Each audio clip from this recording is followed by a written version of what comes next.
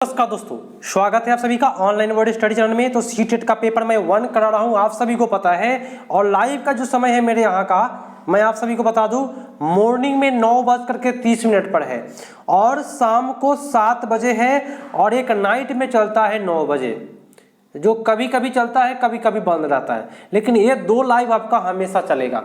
तो दोस्तों मेरे यहाँ का खासियत ये है कि मैं आपको ट्रिक से कराऊंगा, दूसरी बात समझा कर कराऊंगा, काफ़ी बेटर तरीका से बताऊंगा, जिससे कि आपका सीटेट एक बार में निकलेगा। जो भी तैयारियां कर रहे हैं जुड़ जाइए, सभी कोई सब्सक्राइब कर लीजिए, क्योंकि काफ़ी बेटर तरीका से बताने वाला हूं, मज़ा आएगा आपको। और जैसे मैं कर रहा हूं वैसे ही आप लोग करके आइएगा। निम्न में कौन सा विकास का सिद्धांत नहीं है? Negative question. विकास एक धारणीय एक आयामी है, कहीं भी आप लोग पढ़े होइएगा विकास बहुआयामी होता है। यहाँ बोल दिया क्या एक आयामी, तो यही गलत है और यही नेगेटिव है, हम यही मारेंगे। ठीक है, नेक्स्ट क्वेश्चन दोस्तों, शीर्षगामी सिद्धांत यहाँ क्या कह रहा है? शीर्षगामी सिद्धांत विकास के क्षेत्र में किस पर लागू होता है? शीर्षगामी सिद्धांत, सिर से पैर की ओर बोलते हैं, और जो सिर से पैर की ओर होता है विकास, उसको वृद्धि कहते हैं। क्या होगा? वृद्धि माने गामक विकास। क्या बोलते हैं उसको? गामक विकास। क्लियर हुआ? नेक्स्ट क्वेश्चन, भाषा विकास के संदर्भ में संवेदनशील अवस्था कौन सी है? संवेदनशील अवस्था के बारे में समझिए। मेरे यहाँ ऑफलाइन क्लास के एक स्टूडेंट पूछ रहा था कि संवेदनशील क्या चीज़ है, तो मैं बता दूं ध्यान से, आज के बाद कभी नहीं भूलिएगा। संवेदनशील मतलब होता है वैसी अवस्था, यदि एग्जाम्पल पर मैं बताता हूँ, एग्जाम्पल के तौर पर यदि आप गाली दे रहे हैं तो आपके अगल बगल का जो बच्चा होता है वह रट लेगा, वही गड़िया सीख लेगा, आपको भी गाली देने लगेगा। तो 3 से लेकर 6 वर्ष की अवस्था तक होता है, जिसको प्रारंभिक अवस्था कहते हैं। संवेदनशील अवस्था में बच्चा जैसा आप बोलिएगा वैसा वो नकल कर लेगा, वैसा ही बोलेगा। इसलिए बच्चों के सामने कभी भी गाली का यूज ना करें। नेक्स्ट क्वेश्चन, या किसी के सामने नहीं करना है दोस्तों। नेक्स्ट क्वेश्चन, परिवार में आरंभ होने वाली वह प्रक्रिया जिसमें बच्चे अपनी व्यक्तिगत पहचान जानना शुरू करते हैं, भाषा सीखते हैं और आरंभिक संज्ञानात्मक कौशल विकसित करते हैं, क्या कहलाते हैं? बताइएगा। तो आरंभिक बोले तो इसी से पकड़, आरंभिक माने क्या? आरंभिक संज्ञानात्मक कौशल विकसित कर रहा है। आरंभ बोले तो क्या? प्रारंभिक। तो सबसे बेटर तो यही होगा, प्रारंभिक समाजीकरण। जिन्होंने एक किया उन सभी का सही जा रहा है, बहुत बेटर है। नेक्स्ट क्वेश्चन पाइए, लॉरेंस कोलबर्ग के सिद्धांत के अनुसार किस चरण पर नैतिक चिंतन शुरुआत सामाजिक परिप्रेक्ष्य पर आधारित होता है? किस चरण पर सामाजिक परिप्रेक्ष्य पर आधारित होता है कोलबर्ग के अनुसार? तो देखिए, सामाजिक परिप्रेक्ष्य पर आधारित ये कोलबर्ग के फर्स्ट में नहीं, सेकेंड स्टेज में होता है। और सेकेंड स्टेज को बोलते हैं कन्वेंशनल लेवल। कन्वेंशनल बोले तो परंपरागत चरण, पारंपरिक चरण। ठीक है, सबसे बेटर आपका बी होगा, याद रखिएगा। सामाजिक परिप्रेक्ष्य पर अगर आधारित कहें कोलबर्ग के नियम, तो ये पारंपरिक चरण में आता है, स्टेज 2 में आता है। कोई दिक्कत नहीं होगा मेरे यहाँ, ट्रिक से और समझ के बताइएगा आप लोग। पियाजे के सिद्धांत दृष्टिकोण से नई सूचनाओं को, सुनिएगा मजा आने वाला है मेरे यहाँ आप लोगों को।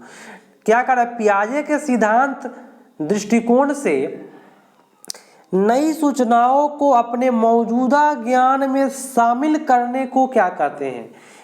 नया सूचना को आपका जो ज्ञान है उसमें आप जोड़ लिए, तो उसी को हम क्या कहते हैं? बताना है आपको। क्या कहते हैं उसको? बताएं।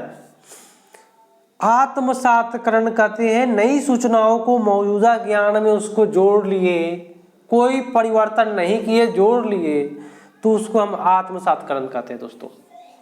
सी is the right answer. Next question, मीना अब 2 शब्द का प्रयोग करने लगी है तथा यह समझने लगी है कि शब्द वस्तुओं के प्रतीक है। अब तर्क करने लगी है, परंतु प्रत्ययों का संरक्षण और क्रमबद्ध नहीं कर पाती है। संरक्षण क्रमबद्ध नहीं कर पाना देखिएगा, मैं आपको एक ट्रिक बताता हूँ। पूर्व संक्रियात्मक अवस्था में पियाजे साहब का जितना भी चीज है बच्चा नहीं कर पाता है। तो कहीं भी रहेगा ये नहीं कर पाता है, वो नहीं कर पाता है, ये वो नहीं लिखेगा, वहां लिखेगा केंद्रीकरण का गुण नहीं है, जीववाद का गुण नहीं है, समझे ना, संरक्षण का गुण नहीं है, क्रमबद्धता का गुण नहीं है। तो जो भी कहेगा नहीं है तो पूर्व संक्रियात्मक अवस्था में होता है। वही कहता कि संरक्षण का गुण, क्रमबद्धता का गुण पाया जाता है, तब हम मारते मूर्त संक्रियात्मक अवस्था। कोई नहीं समझाएगा, काफी बेटर तरीका से बता रहा हूं, सुन लीजिए ध्यान से। नहीं करता है बच्चा तो आपका पूर्व संक्रियात्मक में, या कहेगा करेगा तो मूर्त मारते। चलिए, मैं किसी किसी क्वेश्चन पर टाइम इसलिए लेता हूं ताकि आप लोग समझे, गलती करके नहीं आए। यदि आप मेरे चैनल से पढ़ रहे हैं तो गलती नहीं करना एग्जाम में। चलिए, एक बार आप लोग लाइक कर दीजिए, लाइक में कमी है। जैसा आप लोग को अच्छा लगे, जैसे ही अच्छा लगे मेरी बात, आप लोग लाइक कर दीजिए। समीपस्थ विकास का क्षेत्र, देखिए मैं आपको बताऊंगा, मजा आएगा यहाँ पे। कहेगा सर कैसे पकड़ते हैं आप? मैं पकड़ने का एक अलग ट्रिक है मेरा।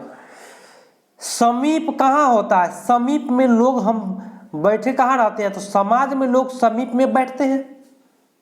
तो समाज से हम लोग क्या करते हैं? सीखते हैं। तो समाज की बात कौन करता है? वाइगोस्की साहब। समीपस्थ विकास का क्षेत्र कहे समाज में होगा, और समाज किसके लिए है? वाइगोस्की के लिए बना हुआ है। सबसे better D is the right answer. कौन सा कथन लेई वाइगोस्की के मूल सिद्धांत को सही मायने में दर्शाता है? दोस्तों, काफी अच्छा तरीका से बताया जा रहा है। लाइक में और सब्सक्राइब में कमी नहीं करें, दोस्तों को शेयर करें जो ऑनलाइन स्टूडेंट है। वाइगोस्की साहब हमारे बोले हैं कि भाई जो कुछ हो जाए लेकिन हम समाज को छोड़ेंगे नहीं। समाज अधिगम एक सामाजिक क्रिया है, वाइगोस्की साहब बोले। बहुत बेटर, जिन्होंने बी किया उन सभी का सही जा रहा है यहाँ पे। एक प्रगतिशील कक्षा में कौन सा विकल्प सार्थक शिक्षण को बढ़ावा देने के लिए व्यक्तिगत अधिगम विधि का उदाहरण है? देखिए, सार्थक शिक्षण को बढ़ावा देना है तो कौन सा विधि बेटर होगा? देखिए, तो निरंतर व्यक्तिगत प्रतियोगिता, मैंने बोला कि 1 to 5 में प्रतियोगिता नहीं होता है। मौखिक दंड का प्रयोग, मौखिक दंड समझते हैं? बताते हैं आपको, एक्शन करके थोड़ा सा बोल करके बताते हैं। मौखिक दंड बोलते हैं आएंगे ना तब बड़ी बार मारेंगे तुमको, ऐसे बोलते हैं मौखिक दंड। नहीं तो कुछ कुछ बोलते हैं जो टीचर ना, उसको मौखिक मुंह से बोल करके किसी को दंड देना सबसे घटिया दंड होता है। पीट देगा भाई कोई दिक्कत नहीं, लेकिन खड़ा खड़ा के दंड देता है, बहुत दिक्कत लगता है बच्चों लोगों को। तो मौखिक दंड गलत माना जाता है। एक ही रूपी और मानीकृत जो वर्ड होता है गलत होता है। केवल अधिगम का मूल्यांकन के स्थान पर, कहिएगा सर केवल है, लेकिन देखिए केवल अधिगम मूल्यांकन के स्थान पर अधिगम के लिए मूल्यांकन पर बल देना, और अधिगम के लिए जो होता है वो बच्चों के लिए होता है। तो सबसे बेटर बाल केंद्रित ना मारेंगे भाई। कोई दिक्कत है आपको? नहीं दिक्कत होगा। तो जिन्होंने डी किया है उनका सही जा रहा है, अच्छी बात है। तो केवल ABCD सुनने के लिए मेरे यहाँ नहीं आए हैं आप लोग, समझिए आपका सीटेट निकलेगा, मैं निकलवाऊंगा, अच्छे तरीका से सीख लीजिए आप सभी को। निम्न में कौन सा विकास सिद्धांत इस बात का समर्थन करता है कि बच्चे में संज्ञानात्मक विकास सांकेतिक भाषा विकास का पूर्वगामी है? क्या कह रहा है? बच्चे में जो संज्ञानात्मक विकास होता है वह भाषा विकास के पहले होता है। भाषा विकास होने के पहले संज्ञानात्मक विकास होता है। और मैं आपको ट्रिक बताऊंगा, कहिएगा सर आप क्वेश्चन कैसे पकड़ते हैं? हम तो गर्दा उड़ा देंगे आप पेडागोजी का, और आप लोग भी उड़ाइएगा मेरे तरफ से। कैसे? कहिएगा सर कैसे हम करेंगे? यहां बोला संज्ञानात्मक विकास और दूसरा बार में बोला भाषा, तो पहले बोला संज्ञानात्मक और सेकेंड बार में बोला भाषा। तो कभी भी आपको याद करने वाली बात है,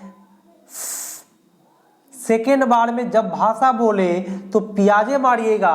अगर यही भाषा यहां प्रयोग किया होता तब हम वाइगोस्की मारते। वाइगोस्की का ट्रिक है, पहले भाषा बोले वाइगोस्की साहब, तब बोले क्या, संज्ञानात्मक, ठीक है। लेकिन पियाजे साहब बोले पहले संज्ञानात्मक संकेत का विकास होता है तब क्या भाषा का विकास होता है, तो ये पियाजे साहब बोले हैं। क्लियर हुआ, 2 प्रश्न आपका क्लियर होगा यहाँ पे। नेक्स्ट क्वेश्चन पा जाइए। चलिए बहुत अच्छी बात है, आप लोग लाइक कर दिए हैं, जवाब आप लोग का सही जा रहा है। क्वेश्चन पाते हैं, जेंडर रूढ़िवादिता को रोकने के लिए एक अध्यापक द्वारा कक्षा में प्रयोग की जाने वाली कौन सी विधि उचित नहीं है। Negative question. ऑप्शन है जेंडर पक्ष को चुनौती देना, अच्छी बात है, चुनौती देंगे कि है लड़का लड़की में भेदभाव मत करो, इसको बोलते हैं चुनौती देना। या लड़कियां अच्छा काम कर गई तो चुनौती हो गया। कक्षा में बालक बालिकाओं को अलग बैठाने की व्यवस्था, भाई यहाँ तो पक्षपात हो गया, लड़का अलग बैठेगा लड़की अलग बैठेगा, मतलब कि ये टीचर ऐसा अगर बोलता है तो पक्षपात, ये उचित नहीं है, उचित नहीं है। और आप यही करके आइएगा, नेगेटिव था नेगेटिव करके आएंगे, ठीक है। काफी लॉन्ग क्वेश्चन है लेकिन हम तो डरते नहीं हैं, नहीं आपको डरने देंगे, ठीक है। पारो अपने पिता की बढ़ई की दुकान में, सुनिएगा, उनकी सहायता करती है। एक लड़की है जो पिता के दुकान में सहायता करती है, जहां पर लड़की के ब्लॉग को अपने पिता द्वारा सिखाई गई गतिविधियों को सफलतापूर्वक मापती है, जो पिता सिखाए हैं उसको मापती है। उन्हें हाल ही में EWS स्कीम के अंतर्गत एक पब्लिक विद्यालय में प्रवेश मिल गया, माने उसके पिता को एक विद्यालय में प्रवेश मिल गया। कहानी सुनिए, जहां पर वे शैक्षणिक अपेक्षाओं को खासकर गणित की सामना करने में असमर्थ है। ऐसे जगह पर गया वहां उनको गणित की जो समस्या है वो करने में असमर्थ हो गए, नहीं हो रहा है उनसे। तो इस स्थिति में अध्यापक को क्या करना चाहिए, बताइए क्या करिएगा अध्यापक अगर आप रहते तो क्या करते। चलिए मैं बताता हूं। पारो को कहना चाहिए कि उसे पढ़ने की क्षमता नहीं है, नेगेटिव बात तो बोलना ही नहीं है।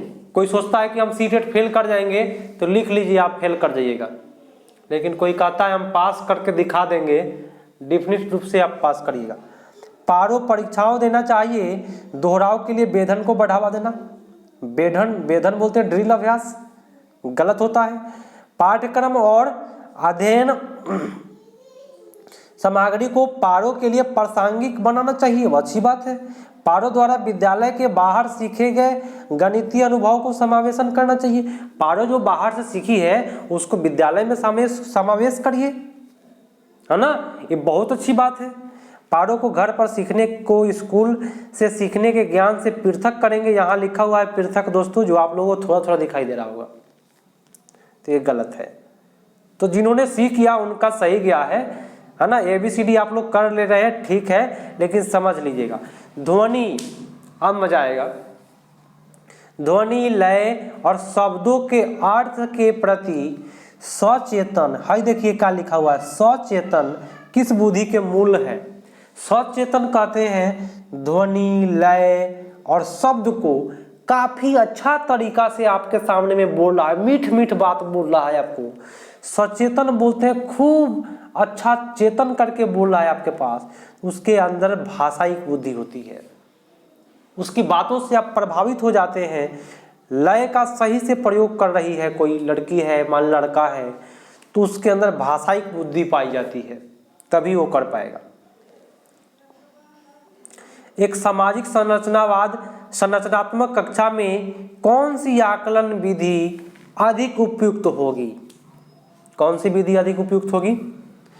सामाजिक संरचनात्मक कक्षा में आकलन का कौन सा विधि, देखिए समाज में क्या होते हैं, समाज में आपके साथी लोग हैं, साथी लोग आपका क्या करेंगे, सहयोग करेंगे,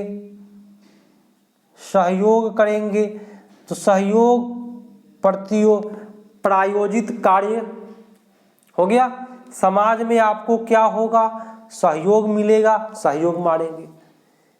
यहाँ पे क्या है, वस्तु परक प्रश्न गलत, मानक गलत, स्मरण गलत। बहुत बेटर जिन्होंने एक किया है उनका सही जा रहा है। नेक्स्ट क्वेश्चन, सतत व्यापक मूल्यांकन में सतत से क्या अभिप्राय है? सतत मतलब क्या होता है? तो अध्यापन के दौरान विभिन्न उपकरणों का प्रयोग करते हुए छात्रों के साथ साथ मूल्यांकन करना और उनकी सहायता करना क्या कहलाता है? सतत कहलाता है। अध्यापक के दौरान विभिन्न उपकरण का प्रयोग किया, छात्रों के साथ मूल्यांकन किया, उनका सहायता भी किया, काफी पॉजिटिव वर्ड है, सतत कहलाता है। लेकिन कहा कि यहाँ पे ग्रेड, अंक गलत, यहाँ पे निश्चित अंतराल पर, है ना, यहाँ पे स्मरण प्रत्याह्वान करना, अग्नि प्रकट हो, गलत बात हुआ, आपका उत्तर ए पड़ जाएगा। चलिए, जिन्होंने ए किया उनका सही गया। नेक्स्ट क्वेश्चन सुनिएगा, शिक्षार्थियों को किस प्रकार के लक्ष्य निर्धारित करने के लिए प्रोत्साहित किया जाना चाहिए? बताएं। प्रवीणता अभिमुखी लक्ष्य, असफलता से बचने के लिए लक्ष्य, ये फेल कर जाएगा पढ़ लो, ऐसा थोड़े होता है। अच्छा, असफलता को स्वीकार कर लेंगे, हम फेल कर जाएंगे, हमको नहीं पढ़ना है। आत्म परिजात, खुद से हार जाना, ये आपका गलत हुआ। प्रवीणता अभिमुखी लक्ष्य, आगे की ओर बढ़ते रहिए दोस्तों आप लोग। नेक्स्ट क्वेश्चन, निम्नलिखित में सुनिएगा, समावेशन का नियम बताइए आप लोग।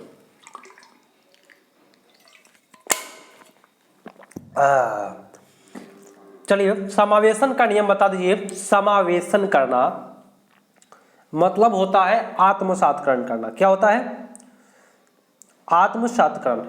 ठीक है, तो विभेदकरण नहीं होगा, मानीकृत नहीं होगा, पृथक्करण नहीं होगा, व्यक्तिगत विभिन्नताओं को स्वीकार करना। स्वीकार माने आत्मसात कर लिया आप, बहुत अच्छी बात है। नेक्स्ट, एक बच्चा जो आंशिक रूप से देख सकता है, आंशिक रूप से समझते हैं, थोड़ा थोड़ा उसको दिखाई देता है, तो क्या करिएगा? उसे घर पर शिक्षा प्राप्त करने के लिए प्रेरित करेंगे। गलत बात बोला, कहेंगे कि तू घर पर ही पढ़ो, तुमको कम दिखाई देता है, ऐसा कहेंगे? नहीं करना है। उसे अलग संस्थान में भेज देंगे, ये भी गलत बात है कि तुम जाओ यहाँ से, तुमको यहाँ नहीं पढ़ाएंगे, तुमको दिखाई नहीं देता है। समावेशी प्रावधानों का पालन करेंगे। समावेशी में जो सभी को शामिल करना है, कम देखे, आन्हर लांगड़ जो भी है नहीं बोलना चाहिए हमको, लेकिन जो भी है दिव्यांग बच्चा, दृष्टिबाधित हो, श्रवणबाधित हो, सभी को शामिल करना है। तो ये आपका उत्तर सी पड़ जाएगा। नेक्स्ट क्वेश्चन, निम्नलिखित में कौन सी शिक्षा प्रणाली कक्षा में सृजनात्मकता में सहायक होती है? सृजन मतलब होता है निर्माण करना, और निर्माण करने में कौन सहायक होगा? तो निर्माण करने के लिए आपको कल्पनाशील होना चाहिए। कल्पनाशील, कल्पना करिएगा तब निर्माण होगा। विचार मंथन भी करना पड़ेगा आपको, तभी निर्माण हो पाएगा कि ये जो बनाए हैं वो सही है कि नहीं है। क्या अभिसारी, ये गलत है, अपसारी रहता तो सही जाता, ये गलत बोला, अपसारी बेटर होता है। असहमति के प्रति सहनशीलता, असहमति जो कर रहा है उसके प्रति सहनशील रहिए आप, डी पड़ गया, और जिन्होंने डी किया उनका सही जा रहा है यहाँ। नेक्स्ट है कि एक स्वर चिंतन आत्मविमोह वाले छात्रों को जो आयोजित सत्र की सामूहिक क्रियाकलाप करने में कठिनाई का सामना कर रहा है की सहायता करने के लिए निम्नलिखित में कौन सी समावेशी दृष्टिकोण अनुरूप नहीं है? नेगेटिव क्वेश्चन है दोस्तों, कौन सा अनुरूप नहीं है बताना है। सामूहिक कार्य के दौरान उपयुक्त प्रत्यक्ष लिखित सामग्री, अच्छी बात है, जरूरी है लिखित सामग्री। बच्चे को कम शोर वाले बड़ी शांत वातावरण में युगों में कार्य करने की अनुमति देना, सही जा रहा है भाई। बच्चे को विशिष्ट स्कूल में भेजना, क्यों भेजिएगा? जब समावेशी शिक्षा का ही यहाँ पे अवहेलना हो गया कि उसको विशेष विद्यालय में भेज दे रहे हैं आप, ठीक है, तो जहाँ अवहेलना हो गया वो सही हो गया आपका नेगेटिव बात बोला, यही नेगेटिव क्वेश्चन था, ठीक है। समान दृष्टि में प्रतिकारी ट्यूटर की मदद लेना, ये भी आपका गलत है, कहेगा सर ये भी गलत है, लेकिन समान कक्षा में, है ना, जनरल क्लास में ट्यूटर की मदद लेना तो बेटर है भाई आपका लेकिन यही विशेष विद्यालय भेजना आपका गलत है। नेक्स्ट क्वेश्चन, एक प्राथमिक कक्षा में शिक्षक को छात्र को प्रश्न पूछने के लिए क्या करना चाहिए? आप एक टीचर है, बच्चा को क्या कहिएगा? प्रश्न पूछने के लिए क्या करिएगा? हतोत्साहित करिएगा, अनुमति नहीं दीजिएगा, साझा दीजिएगा। जिन्होंने ए किया उनका सही है, प्रोत्साहित करेंगे, बहुत बेटर। नेक्स्ट क्वेश्चन, विद्यालय को छात्रों में पाठ्य पुस्तकों को याद करके पुनः उगल देने की योग्यता के स्थान पर उन्हें अपनी आवाज उठाने, जिज्ञासा शांत करने और क्रियाशील होने के लिए प्रश्न पूछने के बाद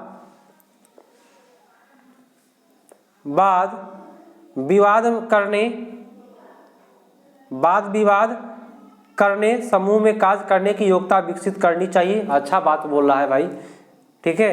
अगला है कि अधिगम, एक सेकेंड, अधिगम का स्वरूप क्रियाशील एवं सामाजिक, ये भी सही है। तो दोनों सही जा रहा है तो व्याख्या करेगा, ठीक है, दोनों सही है तो व्याख्या करेगा। सॉरी, हाँ, व्याख्या करेगा, बहुत अच्छी बात है, सही जा रहा है। यहाँ लिखा हुआ है व्याख्या करता है एक ही। नेक्स्ट क्वेश्चन, एक विशेष सुनिएगा, विषय में ज्ञान और संबंध को सुव्यवस्थित तथा निरूपित करने के लिए आलेखीय संसाधन का प्रयोग क्या कहलाता है? आलेखीय संसाधन का प्रयोग करना खंड नहीं कहलाता है, अग्रवर्ती नहीं, संकल्पना मानचित्र कहलाता है, कंसेप्ट मैप कहलाता है दोस्तों। सबसे बेटर आपका उत्तर डी पर जाएगा।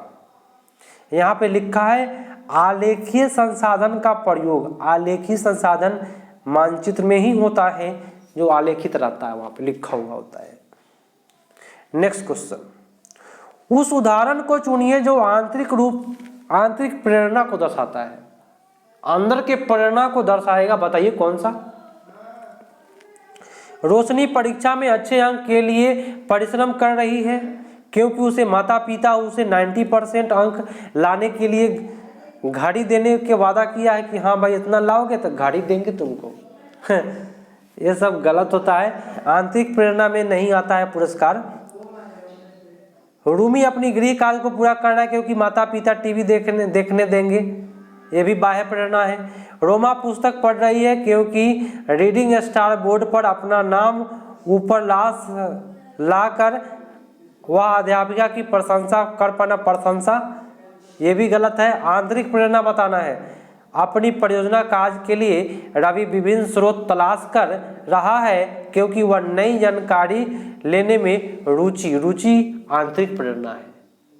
आप सीटेट की तैयारी कर रहे हैं, आपके अंदर रुचि है, जिज्ञासा है, तो आप आंतरिक रूप से प्रेरित है दोस्तों।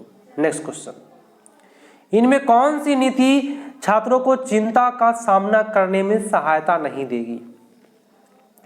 चिंता का सामना करने में सहायता कौन सा नहीं देगा? चिंता को सामना करने में सहायता कौन सा नहीं देगा? छात्रों को प्रभावी अर्थपूर्ण गतिविधि सिखाना, अच्छा बात है भाई।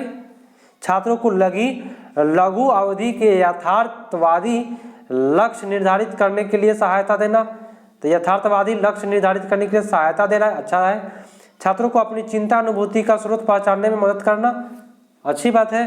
कक्षा में छात्रों के प्रदर्शन एक दूसरे से तुलना करना, दोस्तों वैज्ञानिकों ने बोला है कि तुलना करने से बुद्धि घटती है, यही मारेंगे, तुलना करने से बुद्धि घटती है। नेगेटिव क्वेश्चन था इसलिए हम मार दिए। नेक्स्ट क्वेश्चन है कि रचिता एक गणित अध्यापिका अपने छात्रों की भाषा कथन वाले प्रश्नों में सही प्रक्रिया पहचानने में त्रुटियों का विश्लेषण कर रही है, इसके पीछे उसका क्या उद्देश्य है? त्रुटि का विश्लेषण करने का उद्देश्य क्या है? अधिगम त्रुटि वाले छात्रों को कम त्रुटि वाले छात्रों से पृथक करेंगे, गलत बात। अधिगम त्रुटि वाले छात्रों को दंड स्वरूप अधिक प्रश्न देंगे कि तू गलती किया है, लो 2 और बनाओ। त्रुटि सुधार के लिए अधिक अभ्यास वाले अधिक प्रश्न देना।